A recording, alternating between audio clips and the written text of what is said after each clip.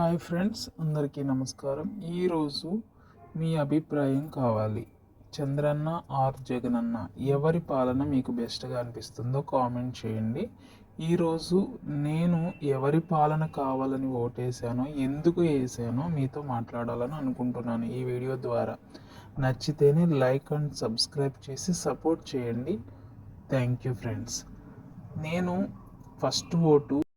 మొదటి vote YS Rajasekhara Reddy గారికి వేసినందుకు చాలా గర్వపడ్డాను. అదే అభిమానంతో జగనన్న కూడా ఏదో చేస్తాడు అని సెకండ్ టైం నా ఓటుని జగనన్నకి వేయడం జరిగింది. కానీ చాలా బాధ అనిపించింది ఆ ఓటు వేసినందుకు.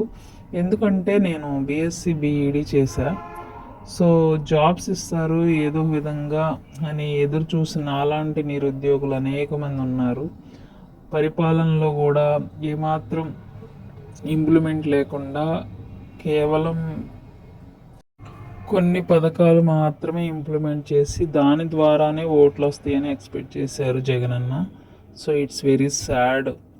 సో నాలాంటి నిరుద్యోగులందరూ కూడా చాలా బాధపడ్డారు, అభివృద్ధి కావాలని ఆశపడ్డారు. సరే, ఏదేమైంది, అభిమానం కన్నా కూడా బాధ్యత ముఖ్యమని చెప్పి మళ్ళీ ఓటుని ఈసారి టీడీపీకి జనసేనకి వేసి గెలిపించాం. అయితే ఇప్పుడు ఈ 2 monthsలో చూస్తుంటే ఆల్రెడీ డిఎస్సి ఓపెన్ అయ్యింది, నోటిఫికేషన్ విడుదలయ్యింది. ఎన్నో పథకాలు ఏదైతే ఇస్తానన్నారో వాటన్నిటిని ఇంప్లిమెంట్ చేస్తున్నారు. నాకైతే సాటిస్ఫాక్షన్గా ఉంది. మీరు ఎలా ఈ పాలన విషయంలో ఫీల్ అవుతున్నారు?